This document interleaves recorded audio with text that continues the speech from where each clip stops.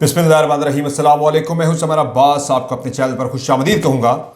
आज जनाब हम बात करेंगे पाकिस्तान तहरीक इंसाफ की जानिब से एक एहतजाज आज किया गया है पार्लियामेंट हाउस की बिल्डिंग से इलेक्शन कमीशन तक। और इलेक्शन कमीशन का मामला यह है जनाब कि इलेक्शन कमीशन ने आज फिर सबूत दिया पाकिस्तान तहरीक इंसाफ के खिलाफ गैर जानिबदारी का। हालांकि एहतजाज इस हवाले से नहीं था, एहतजाज तो इलेक्शन में धांधली के हवाले से था, लेकिन इलेक्शन कमीशन ने फिर जानिबदारी का सबूत देते हुए अपना जवाब सुप्रीम कोर्ट ऑफ पाकिस्तान में जमा करवा दिया है मखसूस नशिस्तों के केस के हवाले से, जिसकी अगली समाअत 24 तारीख को होने जा रही है। और इलेक्शन कमीशन ने लिख कर दिया है अपना जवाब सुप्रीम कोर्ट में कि पाकिस्तान तहरीक के साथ मखसूस नशिस्तों की हकदार नहीं बनती। अच्छा, फिर जनाब शहरियार अफरीदी के बारे में खबर आई है जनाब कि शहरियार अफरीदी कौमी असम्बली की रुकनीत से इस्तीफ़ा देने पर गौर कर रहे हैं। कौमी असम्बली की जो रुकनीत है वो छोड़ रहे हैं। क्यों छोड़ रहे हैं, इस पर एक अंदर की कहानी है, वो आपको बताएंगे। अच्छा, आज कौमी असम्बली के अंदर एक बड़ा अजीब वाक़या हुआ जनाब के जो पाकिस्तान तहरीक इंसाफ के रुकन कौमी असम्बली सनाउल्लाह मस्ती खैर, उन्होंने मुस्लिम लीग नून को पर्टिकुलरली ख्वाजा आसिफ को जवाब देते हुए बहुत ही एक सख्त और मैं से कहूँगा नामुनासिब और इखलाक से मैं कहूँगा घिरा हुआ एक जुमला कहा। उनका मौक़िफ़ बिल्कुल दुरुस्त था, लेकिन जो अल्फाज इस्तेमाल किए गए वो गलत है, जिसमें उनकी रुकनीत सस्पेंड होने जा रही है। अच्छा, बाकी हम बात करेंगे लाहौर हाई कोर्ट में चीफ जस्टिस के तकर्रर के बारे में। चूँकि शहजाद मलिक साहब ऊपर आ रहे हैं सुप्रीम कोर्ट में बतौर जज, तो नीचे जो है कुछ गड़बड़ चल रही है तकर्री के बारे से चीफ जस्टिस की। उस पर मैं आपको बताऊँगा कहानी क्या चल रही है। और पाकिस्तान पीपल्स पार्टी आज मान गई है बजट के ऊपर मोहम्मद ज़ुबैर के बयान पर, जो उन्होंने कहा था कि बाजवा साहब से मुलाकात हुई थी मियां नवाज शरीफ की ओहदा यानी एक्सटेंशन देने के मामले पे, फिर उन्होंने पीटीआई की गवर्नमेंट को गिराया। तो इस पर तहरीक इंसाफ ने सुप्रीम कोर्ट ऑफ पाकिस्तान से आज खुद नोटिस लेने का मुतालबा कर दिया कि हमारी हुकूमत एक ओहदे के लालच में गिराई गई थी। इन तमाम खबरों पे बात होगी इस वीडियो के अंदर। पहले ज़रा बात कर लेते हैं जनाब जो इलेक्शन कमीशन का मामला है और इमरान खान की कॉल जो इमरान खान देने वाले जुलाई के पहले हफ्ते में मोस्ट प्रोबेबली, उसके ख़िलाफ़ भी हुकूमत ने एक स्ट्रेटजी शुरू कर दी है। काउंटर स्ट्रेटजी गवर्नमेंट ने शुरू कर दी है और गवर्नमेंट को भनक लग गई है कि एक बड़ी मूवमेंट प्लान हो रही है। तो कल जो पाकिस्तान तहरीक इंसाफ की तरफ से दफ़ा 144 के बावजूद इमरान खान की रिहाई के लिए एहतजाजी मुजाहरे किए गए थे, रैलीज़ निकाली गई थी, उस पर पाकिस्तान तहरीक इंसाफ रावलपिंडी में 4 रहनुमाओं को, जिनमें शहरियार रियाज भी शामिल हैं और तैमूर मलिक हैं या कौन है, उन्हें भी जो है हिरासत में ले लिया गया है। यानी उन्हें जो है नज़रबंदी का उनकी हुक्म जारी कर दिया गया है कि उन्हें नज़रबंद कर दिया गया है। ये कल जो दफ़ा 144 नाफिज की गई थी, हुकूमत को यह लगता है कि दफ़ा 144 से हमने अगर एक प्रोटेस्ट रोक लिया इमरान खान की रिहाई के लिए जो होना था पीटीआई का, तो हुकूमत को लगता है कि पूरी मूवमेंट ही वो इस एक दफ़ा 144 से कंट्रोल कर लेगी। ऐसा नहीं होगा। मुझे लगता है कि ये मूवमेंट जो है एक बड़ी मैसिव किस्म की मूवमेंट जो है वो शुरू होने जा रही है, क्योंकि कॉल जब इमरान खान की तरफ से आएगी तो फिर आवाम को शायद निकलना पड़े। और कल इमरान खान ने यह भी बता दिया है कि मैं जेल में जनाब बिजली अगर चली जाती है तो मेरा जो सेल है, जो मेरा कैद खाना है, जो वो ओवन की तरह बन जाता है, यानी कि वो तंदूर की तरह गर्म हो जाता है। तो उस पर अब पीटीआई के वर्कर्स काफ़ी ज़्यादा कल से मुश्तिल थे, इस मामले के ऊपर काफ़ी ज़्यादा गुस्से में थे कि भाई हमारा लीडर इस तरह की सूरत हाल से गुजर रहा है। तो इस पर अब कॉल जो है वो जुलाई के पहले हफ्ते में आनी है। उससे पहले ही तहरीक इंसाफ के रहनुमाओं को नज़रबंद करने का सिलसिला शुरू हो चुका है। हुकूमत ने गिरफ्तारियाँ और आने वाले दिनों में ये क्रैकडाउन छापे मज़ीद तेज़ होंगे। अच्छा, दूसरी तरफ जनाब अगर हम देखें तो वो जो लीगल एक रास्ता है तहरीक इंसाफ का, जो है यानी 2 रास्ते ना, एक आप लीगल रास्ते से अपना हक लेते हैं अदालतों में केसेस करके, दूसरा आपके पास होता है सड़कें, अवाम को सड़कों पर लेकर आते हैं, सड़क के ज़रिए बज़ोर डंडा आप अपना जो है राइट लेते हैं। तो तहरीक इंसाफ को समझ आ गई है कि हमारे साथ जो है सब डंडे के ज़ोर पे हुआ, तो हम भी अब अपने जो हकूक़ हैं या अपने जो हमारी राइटफुल चीज़ें बनती हैं वो हम डंडे के ज़ोर पे ही लेंगे। अवाम सड़कों पर निकलेगी, वही कश्मीर वाले हालात पैदा होंगे और हुकूमत सरेंडर करने पर मजबूर होगी। तो इस सिलसिले में जनाब जो पहली चीज़ हुई है कि कॉल आने से पहले जिस तरह मैंने बताया कि नाम आना शुरू हो गए, लोगों को नज़रबंद करना शुरू कर दिया, गिरफ्तारियाँ होंगी, क्रैकडाउन होंगे, लेकिन शायद ये मूवमेंट अब ना रुके। अच्छा, इसमें अब आज पीटीआई ने एक प्रोटेस्ट भी किया, जिन्हें अपनों कंटिन्यूटी में एक्टिविटीज़ इवेंट्स जो है वो पीटीआई ने शुरू कर दिए हैं। आज पार्लियामेंट से लेकर इलेक्शन कमीशन तक पाकिस्तान तहरीक इंसाफ के अरकान कौमी असम्बली और सेनेटर्स ने एक एहतजाज भी किया, एक छोटी सी एक रैली निकाली, प्रोटेस्ट किया। और उस प्रोटेस्ट में इमरान खान की पार्टी जो है उसने मुतालबा किया कि जनाब हमारा मैंडेट जो छीना गया है वो हमें वापस किया जाए। अब पूरे मैंडेट की वापसी तो बड़ी दूर की बात है। इलेक्शन कमीशन का जो इस वक्त स्टेटस है, एक तो ख़बर ये भी है जनाब कि तहरीक इंसाफ ने जल्द हेयरिंग की जो दरख्वास्त सुप्रीम कोर्ट ऑफ पाकिस्तान में डाली थी, यानी कि वो नहीं आई थी दरख्वास्त, वो डिले का शिकार थी, चूँकि तहरीक इंसाफ के जो लॉयर हैं हामिद खान साहब, वो छुट्टी पे थे, मुल्क से बाहर थे जनाब, 3 मुल्कों के उन्होंने दौरे किए, तो उन्होंने इल्तवा मांगा हुआ था। तो जल्द हेयरिंग की, हालांकि इमरान खान ने दरख्वास्त की थी कि जल्द हेयरिंग के लिए फ़िक्स किया जाए हमारी इंतखाबी धांधली के हवाले से दरख्वास्त को। तो अब उस पर तहरीक इंसाफ ने दोबारा से दरख्वास्त दायर कर दी है जल्द हेयरिंग के लिए, जल्द समाअत के लिए इंतखाबी धांधली के मामले के ऊपर। लेकिन साथ साथ जो मखसूस नशिस्तों का मामला चल रहा है, यानी तहरीक इंसाफ को इलेक्शन कमीशन ने क्या उनका राइट देना है जो उनका बनता है, यानी कि जो मैंडेट चोरी हुआ है, उनकी जो राइटफुल उनकी अभी जो बनती है मखसूस नशिस्तें, वो देने को तैयार नहीं है। इलेक्शन कमीशन डटा हुआ है पीटीआई के खिलाफ फुल। आज भी इलेक्शन कमीशन ने जो अपना जवाब जमा करवाया है मखसूस नशिस्तों के केस के अंदर सुप्रीम कोर्ट ऑफ पाकिस्तान में, उसमें इलेक्शन कमीशन ऑफ पाकिस्तान ने अपने जवाब में बड़ा वाज़ेह लिखा है कि पाकिस्तान तहरीक इंसाफ का या सुन्नी इत्तेहाद काउंसिल का मखसूस नशिस्तों पर कोई हक नहीं बनता। वो ये कहते हैं कि पीटीआई इंडिपेंडेंटली इलेक्शन लड़ी है, इंडिपेंडेंट हैसियत में, आज़ाद हैसियत में इलेक्शन लड़ी है, और उसके बाद इन्होंने इलेक्शन में लड़ने के बाद इंडिपेंडेंट मुंतखब हो के सुन्नी इत्तेहाद काउंसिल ज्वाइन की। जो सुन्नी इत्तेहाद काउंसिल चूँकि खुद इलेक्शन नहीं लड़ी, तो इसलिए इस पार्टी के अरकान को मखसूस नशिस्तें नहीं दी जा सकती हैं। तो इलेक्शन कमीशन ने अपना वही जवाब जमा करवाया कि भाई पीटीआई को मखसूस नशिस्तें नहीं देनी है। तो वो इलेक्शन कमीशन तहरीक इंसाफ को उनका मैंडेट कैसे देगा? ये अलग बात है कि जो इलेक्शन ट्रिब्यूनल्स हैं, जो इलेक्शन कमीशन के मातहती काम करते हैं, लेकिन उसमें हाई कोर्ट के जजेस जो हैं वो इस मामले को देख रहे होते हैं।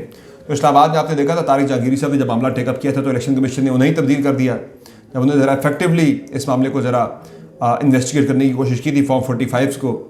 अब पंजाब में भी यही हो रहा है कि मरीम नवाज़ का जो हल्का है, जहाँ से वो MP मुंतखब हुई है लाहौर का, वहाँ से फॉर्म 45, 46, 47 मांग लिया गया है मुतल्लिका जज की तरफ से जो ट्रिब्यूनल को हेड कर रहे हैं। तो मुझे लगता है कि ये ट्रिब्यूनल वाला मामला भी, चूँकि इस वक्त सुप्रीम कोर्ट ऑफ पाकिस्तान में ज़ेर इल्तवा है, वहाँ समाअत चल रही है इसके इस मामले की, तो लगता है कि इलेक्शन कमीशन जहाँ भी अब जोर मारेगा कि किसी तरह, उन्होंने खैर कोशिश की तो थी पिछली समाअत के ऊपर कि एक इल्तवा मिल जाए, यानी कि एक स्टे ऑर्डर मिल जाए। जो ट्रिब्यूनल्स काम कर रहे हैं पंजाब के अंदर, वो स्टे नहीं मिला। तो अब वो मरीम नवाज़ वाला हल्का तो ज़रा ख़तरे में पड़ गया है, लेकिन इलेक्शन कमीशन अपनी तरफ से पूरा जोर लगा के लगता है कि कहीं ना कहीं निकल ही जाएगा इस मामले में भी। वरना अगर ये इंडिपेंडेंटली, अगर फेयरली और जस्टली अगर ये मामला चला ट्रिब्यूनल के अंदर, तो फिर बड़ा मुश्किल हो जाएगा मरीम नवाज़ साहबा के लिए अपने हल्के को, अपनी सीट को बचाना। अगर सीट नहीं बचती तो ज़ाहिर फिर वज़ारत आला की कुर्बानी भी लग जाएगी। लेकिन she is very confident in तमाम चीज़ों को लेकर, चूँकि पीपल्स पार्टी ने भी जो एहतजाज किया था, नाराज़गी थी हुकूमत से, वो आज मान गए, बावजूद इसके कि मुस्लिम लीग नून ने उनके कोई भी तहफ़्फ़ुज़ात उनके जो है वो दूर नहीं किए। पंजाब में जो पीपल्स पार्टी का स्पेस के हवाले से जो तहफ़्फ़ुज़ात थे पीपल्स पार्टी के, वो दूर नहीं किए गए, लेकिन उसके बावजूद पीपल्स पार्टी बजट में वोट डालने पे, बजट में हुकूमत को सपोर्ट करने पर मजबूर है। आज जिंदगी देखें ना, ये कितनी हैरानकुन बात है, कितनी अजीब बात है कि पीपल्स पार्टी एक मामले के ऊपर स्टैंड लेती है कि जनाब ये हुकूमत हमारी बात नहीं मान रही, हमें एतमाद में नहीं लिया जा रहा बजट के बारे से, हमें पंजाब में स्पेस डिनाई की जा रही है, हमारे वोटों पर हुकूमत खड़ी है। और होता ही है जनाब के पोजीशन ऑफ वीकनेस से पीपल्स पार्टी एंड पे जाके अपनी उस प्रोटेस्ट से विड्रॉ होती है और वो बजट के इजलास में जाके शामिल हो जाती है। तो ये कॉन्फिडेंस यहीं से मिलता है मरीम नवाज़ को जनाब के हमें कोई टेंशन नहीं है, सर पे साया है, साया शफकत है जनाब, तो कुछ नहीं होगा हमें। तो इससे भी आपने देखा कि पीपल्स पार्टी भी वोट डालने पे मजबूर हो गई।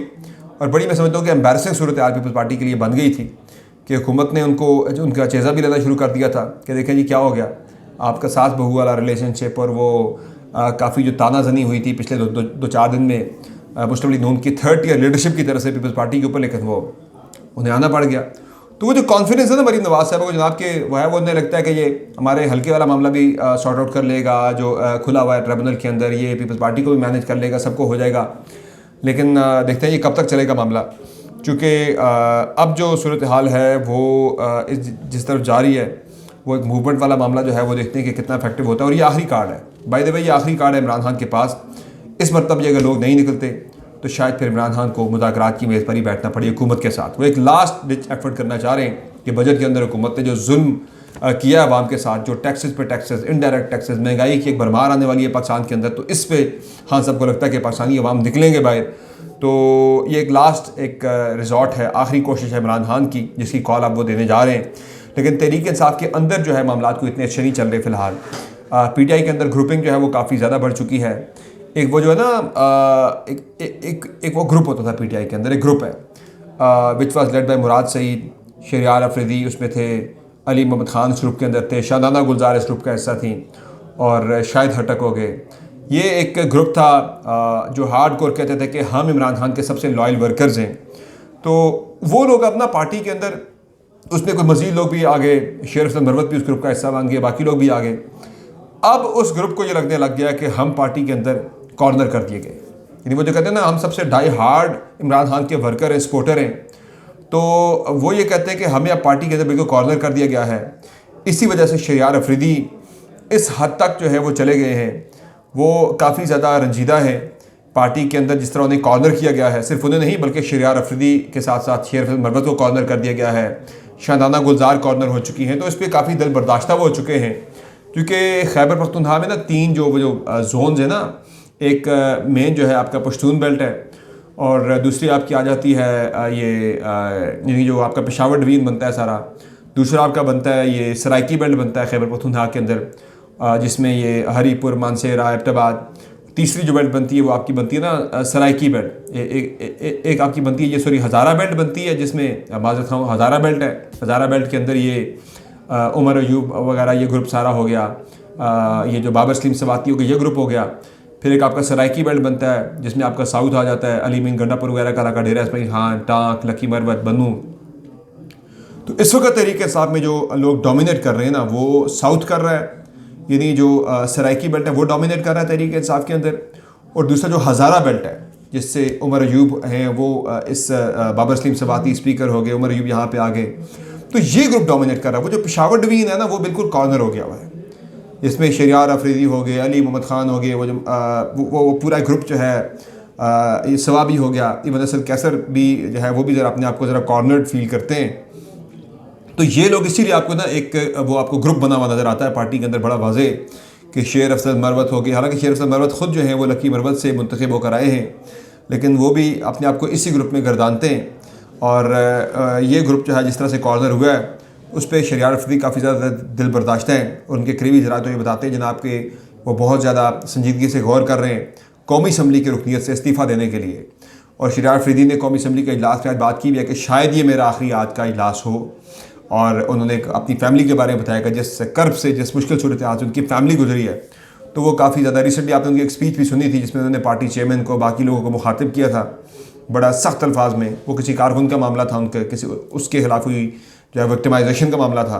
तो अब भी पार्टी के अंदर ना ये वो ये कहते हैं कि पार्टी को हाईजैक कर लिया गया, कुछ और लोगों ने कुर्बानियाँ हमने दी, मारे हमने खाई, हाईजैक किसी और ने कर लिया। तो ये पीटीआई के अंदर ग्रुपिंग ना ज़रा मज़ीद गहरी होती चली जा रही है।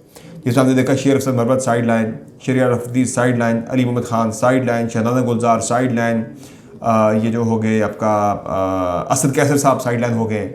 तो ये एक ग्रुपिंग जो है मैं समझता हूँ कि ये पीटीआई के लिए ज़्यादा नुकसानदेह है बजाय हुकूमत के जुल्म से या हुकूमत की जो होती है ना सख्तियाँ उनसे। तो इस पर मेरे ख्याल से इमरान खान को फौरी तौर पर अपनी पार्टी के अंदर इन चीज़ों को एड्रेस करने की फौरी तौर पर ज़रूरत है। तो बाकी जनाब लाहौर हाई कोर्ट में जो चीफ जस्टिस के तकर्रर का मामला है, शहजाद मलिक साहब तो आ गए सुप्रीम कोर्ट ऑफ पाकिस्तान ने, नीचे शुजात अली खान साहब हो गए, बाक़िर नदफ़ी साहब हो गए, आलिया नीलम साहिबा हो गई। उनमें कुछ ये खबरें आ रही हैं जनाब के कोई सीनियरिटी को जो है वो ऊपर नीचे करके चीफ जस्टिस जो है वो तकर्रर किए जाने के हवाले से कुछ इस तरह के मामला चल रहे हैं पंजाब में। कुछ इस तरह की खबरें आ रही हैं कि जिस पर आज Lahore high court bar association ने, पंजाब बार कौंसिल ने बड़ा सख्त अपना मौक़िफ़ दिया है। और वो ये कहते हैं जनाब के चीफ जस्टिस की तकर्री के ऊपर जो है वो किसी किस्म की गड़बड़ नहीं होनी चाहिए, बल्कि सीनियरिटी का जो रूल है अल जहाद ट्रस्ट केस के अंदर भी उसे जो है सीनियरिटी के रूल को मद्देनज़र रखा जाना चाहिए और सीनियर मोस्ट को चीफ जस्टिस लगाना चाहिए। हालांकि लगता है सीनियर मोस्ट की लेकिन कुछ गड़बड़ चल रही है जिस पे जो है वो बार कौंसिल्स भी अब मुतहर्रिक हो गई है कि सीनियर मोस्ट को ही आना चाहिए। बाकी इसके अलावा पीपल्स पार्टी तो आज वो मैंने ऊपर बात कर ली है, मान गई है, वो माने नहीं बल्कि मनाए गए हैं, कहीं से प्रेशर आया। कल फैसल वार्डर ने कह भी दिया था कि डंके की चोट पे बजट मंजूर होगा। बाकी मोहम्मद ज़ुबैर का जो बयान था कि जनरल बाजवा की मुलाकात होती है जनवरी 2022 में मियां नवाज शरीफ के साथ, और उसके बाद फिर उन्हें एक्सटेंशन के जो है वो यकीन दहानी के ऊपर हुकूमत जो है वो इमरान खान की गिरा दी जाती है। तो इस पर आज जो मोहम्मद ज़ुबैर ने एक इंकशाफ किया था उस पर पाकिस्तान तहरीक इंसाफ ने सुप्रीम कोर्ट ऑफ पाकिस्तान से अज़ खुद नोटिस लेने का मुतालबा कर दिया है कि कैसे एक ओहदे के लालच में पाकिस्तान तहरीक इंसाफ की हुकूमत को गिराया गया, एक चलती हुकूमत को, डेमोक्रेटिकली इलेक्टेड गवर्नमेंट को गिराया गया। इस मामले की थॉरो इन्वेस्टिगेशन होनी चाहिए और ये देखते हैं इस पर आज खुद नोटिस तो मुझे नहीं लगता, शायद तहरीक इंसाफ को पटिशन इस पर ज़रूर दायर करनी चाहिए कि हमारी हुकूमत के ख़ात्मे के लिए एक साजिश जो हुई थी उस पर किरदार सामने आना शुरू हो गए तो वो पटिशन देते तहरीक के साथ दायर करती है या नहीं करती, आज खुद मुझे होता हुआ इस पर नज़र नहीं आ रहा। तो ये आज की जनाब अहम खबरें हैं। अगली वीडियो में फिर आपकी खिदमत में। हाँ, वो एक रह गया सनाउल्लाह मस्ती खेल वाला, उन्होंने आज बड़ी सख्त तकरीर कर दी कौमी असम्बली के अंदर, और बात तो उनकी जायज़ थी कि जनाब मुस्लिम लीग नून वाले जो उन्हें ताने दे रहे हैं कि जी आपका सियासी बाप कौन था, ये था वो था, वो कहते हैं हम तो आग और खून का दरिया भूल करके कौमी असम्बली के अंदर पहुँचे, आप कैसे पहुँचे? तो वो उन्हें कहना चाह रहे थे कि आप जो है ना वो खुशामदें कर करके जो है वो पहुँचे यहाँ पे। तो वो खुशामद के लिए जो उन्होंने वर्ड यूज़ किया उठाने वाला, वो ज़रा सख्त अल्फाज उन्होंने इस्तेमाल कर दिए थे। वो गैर पार्लिमानी भी हैं, गैर महज़ब भी हैं, लेकिन जो उनका मौक़िफ़ था वो बिल्कुल दुरुस्त था। ताहम इस पर अब वो जो सख्त अल्फाज इस्तेमाल करने पर काफ़ी ज़्यादा झगड़ा हो गया, हुकूमती अरकान लपक पड़े, लड़ाई झगड़ा हो गया, फिर सार्जेंट एट आर्म्स को तलब किया गया। वो अल्फाज तो हज़फ कर लिए गए, लेकिन माहौल काफ़ी ख़राब हो गया था कौमी असम्बली का। बाद अज़ा हुकूमती ख़वातीन भी पहुँच गई स्पीकर के चैम्बर में, जनाब के ये हमारे सामने ख़वातीन के बैठे हुए इस तरह के इंतहाई जो है नाजेबा अल्फाज इस्तेमाल किए गए हैं। तो उस पर जो है सनाउल्लाह मस्ती खेल की असम्बली रुकनीत मुअत्तल किए जाने का मुतालबा किया जा रहा है। तो मुझे लग रहा है कि रवाज इजलास के लिए शायद रुकनीत मुअत्तल हो जाएगी सनाउल्लाह मस्ती खेल की। तो दैट्स ऑल फॉर टुडे। इंशाल्लाह अगली वीडियो फिर आपकी खिदमत में हाजिर होंगे। इजाज़त दीजिए, अल्लाह हाफ़िज़।